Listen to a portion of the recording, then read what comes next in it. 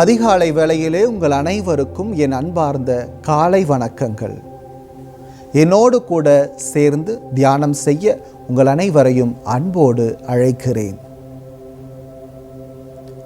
தரையிலே ஒரு விரிப்பை விரித்து நாம் அமர்ந்து கொள்ளலாம், அல்லது கட்டிலேயே அமர்ந்து கொள்ளலாம்.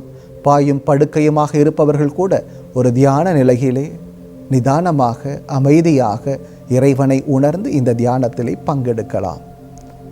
அமர்ந்த வண்ணம் முதுகுத்தண்டு நேராக இருக்க, தோள்பட்டைகள் நேராக இருக்க, நமது கழுத்தும் நேராக இருக்க, இதோ உடலை சரி செய்து கொள்வோம்.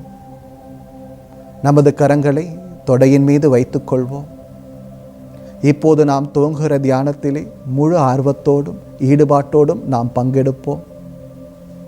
ஒருவேளை இந்த தியானத்தை நாம் இந்த நேரத்தில் செய்ய முடியவில்லை என்றாலும், நாம் நாள் முழுவதும் ஏதோ ஒரு நேரத்தில் நமக்கு நேரம் கிடைக்கிற பொழுதில் அல்லது இரவு நேரத்தில் அனைவரும் உறங்கிய பின்பாக கூட நாம் நமது தனிமையிலே இந்த தியானத்தை பயிற்சி செய்யலாம். தியானம் செய்வதுதான் முக்கியம். ஆக உறங்கச் செல்வதற்கு முன்பாக ஒரு சில நிமிடங்கள் நாம் கண்களை மூடி இறைவனை தியானித்து நமது உடலை நமது கட்டுப்பாட்டுக்குள் கொண்டு வந்து சரியான மூச்சு பயிற்சியை மேற்கொண்டு ஒரு சிறப்பான தியானத்தை மேற்கொள்வது நமக்கும் நாம் வாழுகிற வாழ்க்கைக்கும் நம்மோடு கூட பயணம் செய்கிற ஒவ்வொருவருக்கும் ஆசீர்வாதங்களை அள்ளித்தரும். ஆகவே இந்த தியானத்திலே விருப்ப உணர்வோடும் விழிப்புணர்வோடும் பங்கு பெறுவோம். வாருங்கள், தியானம் செய்வோம். அதிகாலை வேளையிலே தனது இறைக்காக பறந்து செல்கிற ஒவ்வொரு பட்சிகளுக்கும் இறைவன் உணவளிக்கிறார். நம்மை படைப்புகளின் மேன்மையாய் படைத்திருக்கிறார். ஆகவே இந்த இளங்காலை பொழுதில் இறைவனை தேடுவோம். இறைவனை நிச்சயம் கண்டடைய இறைவனே நமக்கு உதவி செய்வார். இந்த பஜனை பாடுவதன் மூலமாக இறைவனை ஆராதிப்போம், இறைவனை புகழ்ந்தேத்துவோம். இறைவனது ஆசீர்வருளும் நமக்கே சொந்தமாகும்.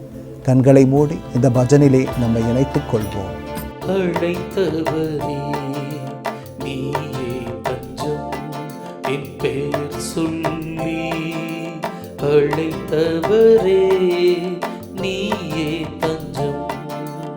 அழைத்தவரே நீயே தஞ்சம், என் பெயர் சொல்லி அழைத்தவரே நீயே தஞ்சம். அழைத்தவரே நீயே தஞ்சம், என் பெயர் சொல்லி அழைத்தவரே நீயே தஞ்சம். அழைத்தவரே நீயே தஞ்சம், என் பெயர் சொல்லி அழைத்தவரே நீயே தஞ்சம். காப்பவரே நீயே தஞ்சம், என் வாழ்வை காப்பவரே நீயே தஞ்சம். காப்பவரே நீயே தஞ்சம், என் வாழ்வை காப்பவரே நீயே தஞ்சம். காப்பவரே நீயே தஞ்சம், என் வாழ்வை காப்பவரே நீயே தஞ்சம். காப்பவரே நீயே தஞ்சம், என் வாழ்வை காப்பவரே நீயே தஞ்சம். அன்பார்ந்தவர்களே, இந்த தியானத்திலே நம்மையே நாம் முழுவதுமாய் சமர்ப்பிப்போம். நாம் வாழுகிற வாழ்க்கை நாம் செய்கிற செயலை பொறுத்தே அமைகிறது. ஒவ்வொரு நாளும் ஒவ்வொரு செயலை நாம் செய்கிறோம், படிக்கிறோம், வேலை பார்க்கிறோம், பயணிக்கிறோம். இவை அனைத்தும் நமது காரியங்கள்.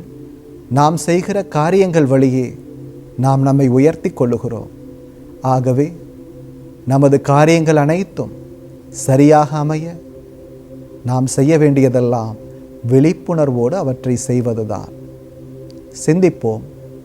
நமது படிப்பு நமக்கு மிக மிக முக்கியம். நாம் படிக்கிற ஒவ்வொன்றையும் ஞாபகத்தில் வைத்துக் கொள்வதும் அவற்றை கொண்டு நம்மை மேம்படுத்திக் கொள்வதும், இன்னும் சிறப்பாக தேர்விலே மிக அருமையாய் தேர்வு எழுதி நிறைய மதிப்பெண் பெற்று முன்னேறுவதும் நமக்கு மிக முக்கியம்தான். ஆகவே அந்த படிப்பை நான் விழிப்புணர்வோடு படிக்கிறேனா என சிந்தித்து பார்க்கிறேன். வீட்டிலே இருந்து வேலை பார்க்கிற ஒவ்வொருவரும் தான் செய்கிற ஒவ்வொரு வேலையையும் நிதானத்தோடும் பொறுமையோடும் விழிப்புணர்வோடும் செய்ய கடமைப்பட்டிருக்கிறோம். ஏனோதான் வென்றோ கடமைக்காகவோ நாம் செய்கிற காரியங்கள் நமக்கு பலன் கொடுக்காது, நம்மை உயர்த்தாது. சிறிய காரியமோ பெரிய காரியமோ எதை செய்தாலும் விழிப்புணர்வோடும் விருப்பத்தோடும் ஆர்வத்தோடும் நாம் செய்வதே நமக்கு நன்மையை சேர்க்கும். சற்று சிந்திப்போம். செய்கிற ஒவ்வொரு வேலையையும், குறிப்பாக வீட்டில் இருக்கிற பெண்மணிகள் தான் செய்கிற ஒவ்வொரு காரியத்தையும் அதிகாலை தொடங்கி இரவு வரைக்கும் உங்கள் கரங்களால் செய்யப்படுகிற ஒவ்வொரு காரியங்களையும் ஆசீர்வாதமாக உங்களால் மாற்ற முடியும். அதற்கு நாம் செய்ய வேண்டியதெல்லாம் விழிப்புணர்வோடு செய்வோம், உணர்ந்து செய்வோம், விருப்பத்தோடு செய்வோம். அடுத்து நாம் செய்கிற பயணங்கள். அன்பார்ந்தவர்களே, நமது பயணங்கள் பாதுகாப்பானதாக இருக்க வேண்டும், ஆபத்தற்றதாக இருக்க வேண்டும், மகிழ்ச்சியானதாக இருக்க வேண்டும் என நாம் நினைப்போம் அல்லவா? அவை அப்படி அமைய செய்ய வேண்டியதெல்லாம் விழிப்புணர்வுதான். ஒவ்வொரு பயணத்தையும் விழிப்போடு பயணிப்போம். போகும்போதும் வரும்போதும் இறைவன் நமக்கு துணையாய் இருக்கிறார். அவரோடு கூட சேர்ந்து நாமும் பயணிப்போம். அன்று இஸ்ராயேல் மக்களோடு பயணம் செய்த ஆண்டவர் உங்களோடும் பயணிப்பார். இந்த உலகம் மிக அருமையானது. அவற்றை ரசித்து கொண்டே நாம் பயணிப்போம். நம்மால் வேறு யாருக்கும் ஆபத்து ஏற்படாத வண்ணம் கவனமாய் நாம் பயணிப்போம்.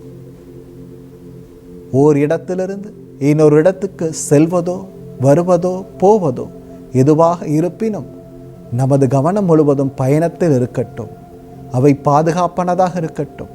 நம்மோடு கூட பயணிப்பவர்கள் ஒவ்வொருவரும் முக்கியமானவர்கள் என கருதுவோம். அவர்களது உயிர் நமது கரங்களிலே இருக்கிறது. ஆகவே இன்னும் அதிக ஜாக்கிரதை உணர்வோடு கூட நாம் பயணத்தை மேற்கொள்வோம். விழிப்போடு இருப்போம். நமது பயணங்கள் ஆசீர்வாதமானதாக மகிழ்ச்சிகரமானதாக அமையும். அடுத்து நாம் செய்கிற தொழில். ஒவ்வொருவரும் தனது வாழ்வுக்காக, வாழ்வாதாரத்துக்காக ஏதோ ஒரு தொழிலை செய்து கொண்டுதான் இருப்போம். அந்த தொழில்தான் நம்மையும் நமது குடும்பத்தையும் உயர்த்தும், மேம்படுத்தும். ஆகவே அந்த தொழிலை சரியான விதத்தில் செய்வோம். நம்மை அண்டி வருகிற ஒவ்வொருவருக்கும் நாம் நியாயமான விதத்திலே நமது தொழிலை கொடுப்போம். நமது வேலைகள் அனைத்தும் ஆற்றல் வாய்ந்த வேலைகளாக அமையட்டும். நம்மை நாடி வருபவர்கள் ஏமாற்றப்படக்கூடாது. சரியான விதத்திலே அவர்கள் நம்மிடமிருந்து பலனை பெற்று செல்ல வேண்டும் என நினைப்போம். இந்த உலகில் வாழுகிற ஒவ்வொருவரும் நிறைவாக வாழ வேண்டும் என நாம் நினைத்து கொள்வோம், ஆசைப்படுவோம். நமது தொழில் முன்னேற்றம் அடையவும், நாம் பார்க்கிற வேலைகளெல்லாம் பாதுகாப்பாக அமையவும் இறைவன் நமக்கு